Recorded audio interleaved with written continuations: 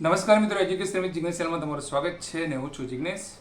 મિત્રો, આવતીકાલે 29/1/2026 એટલે કે કચ્છ સ્પેશિયલ ભરતી ધોરણ 1 થી 5ના પ્રતીક્ષા યાદીના ઉમેદવારો જે હતા એમની સ્થળ પસંદગી છે. ને સ્થળ પસંદગી જે છે એ જે ભુજ ડાયટ જે છે જિલ્લા શિક્ષણ અને તાલીમ ભવન એસટી ડેપોની સામે ત્યાં તમારી સ્થળ પસંદગી છે. તો સૌથી પહેલાં તો જેટલા પણ ઉમેદવારો પ્રતીક્ષા યાદીમાં સિલેક્ટ થયા છે તમામને ખૂબ ખૂબ અભિનંદન પાઠવું છું. તમારા જે કંઈ પણ ઓરિજિનલ જે ડોક્યુમેન્ટ જે છે એ તમે જે જિલ્લા પસંદગી વખતે જે તમે રજૂ કર્યા હતા એ જ સિક્વન્સમાં જે છે એ તમે એક ફાઇલની અંદર એ મૂકી દેજો અને જે તમને સમય આપ્યો છે એ સમયે ચોક્કસથી ત્યાં હાજર તમે થઈ જજો.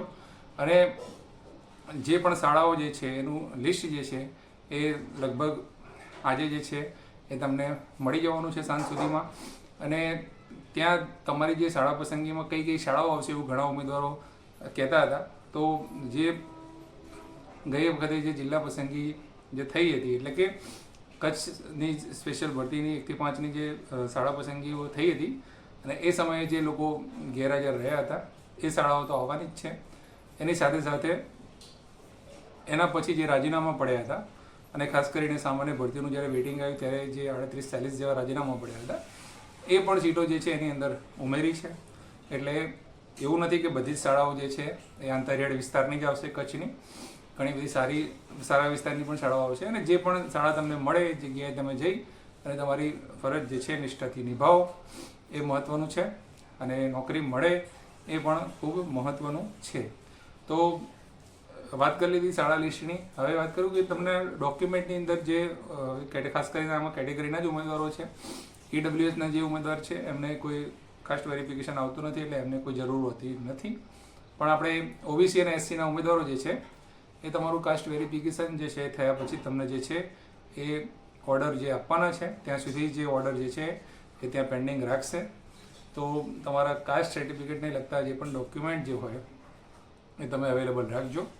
OBCના ઉમેદવારો ખાસ 1978 પહેલાંનો પુરાવો કે તમારા પિતાનો LC હોય 1978 પહેલાંનું, બરાબર છે. અને એ પછીનું જો હોય તો પહેલાં ધોરણમાં જે શાળામાં ભણ્યા હોય તેનું વયપત્રક જે છે એ કઢાવવાનું જે છે. ઘણા બધા વિડીયો આપણે એના બાબતના ઉપલબ્ધ છે. આપણો પણ એક કાસ્ટ વેરિફિકેશનને લગતો વિડીયો છે. જે પણ ઉમેદવારોને મૂંઝવણ હોય, કન્ફ્યુઝન હોય એ વિડીયોને જોઈ લેજો. છતાં પણ કોઈ પ્રશ્ન હોય તો આ વિડીયોના કોમેન્ટ બોક્સમાં જણાવજો. આપણે ચોક્કસથી એનો જવાબ આપીશું.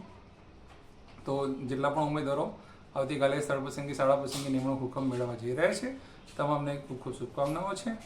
અને હવે વાત કરવી છે કે ટેટ 1 એક્ઝામ જે લેવાઈ છે એની બાબતમાં ખૂબ જ જે ચર્ચાઓ થઈ રહી છે કે ફાઇનલ આન્સર કી ક્યારે આવશે.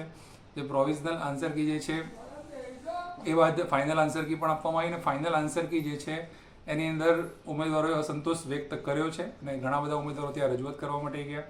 અને રજૂઆત કર્યા બાદ હવે રિવાઇઝ આન્સર કીની જે માગણી થઈ રહી છે અને ચોક્કસથી એવા અમુક પ્રશ્નો બે ત્રણ પ્રશ્નો છે કે જેની અંદર એ સુધરીને આવવું જોઈએ તો એ સુધર્યું નથી. તો એ કેમ નથી સુધર્યું હવે એ બાબતમાં જે છે એ આમ જોવા જઈએ તો ફાઇનલ આન્સર કી અને જે પરિણામ હોય છે એની વચ્ચે એટલું બધું કંઈ અંતર હોતું નથી. પણ આ વખતે આ પ્રશ્ન જે થયો છે કે ઘણા ઉમેદવારોને રજૂઆતો થઈ છે પછી એ રિવ્યૂ ચેકમાં ગઈ છે તો રિવ્યૂ એનું થાય છે. અને એવી આશા રાખી શકાય કે કાલે એક જાગૃત ઉમેદવાર જે છે એમનો મારા ઉપર કોલ આવેલો હતો અને વિદ્યા સમીક્ષા કેન્દ્રમાં જ આ બાબતે વાત થઈ હતી. તો એવું કહેવામાં આવ્યું છે કે લગભગ આ જ વીકમાં આ જ અઠવાડિયાની અંદર જે રિવાઇઝ ફાઇનલ આન્સર કી જે છે એ આવી જશે અને એ જ દિવસે જે છે એ પરિણામ પણ જાહેર કરી દેવામાં આવશે. તો આ જે વીક રહ્યું એટલે કે સમજી શકો છો તમે આવતા સોમવાર મંગળવાર સુધીની અંદર તમારી રિવાઇઝ ફાઇનલ આન્સર કી અને ટેટ 1નું પરિણામ જે છે એ આવી જશે એવી પૂરેપૂરી શક્યતા છે. તો હવે તમારે વધારે પેનિક નહીં થવું પડે. જે પણ પ્રશ્નો જે છે એ બાકી રહી ગયા છે એમાં પણ તમને સુધારો મળવાની પૂરેપૂરી શક્યતા છે.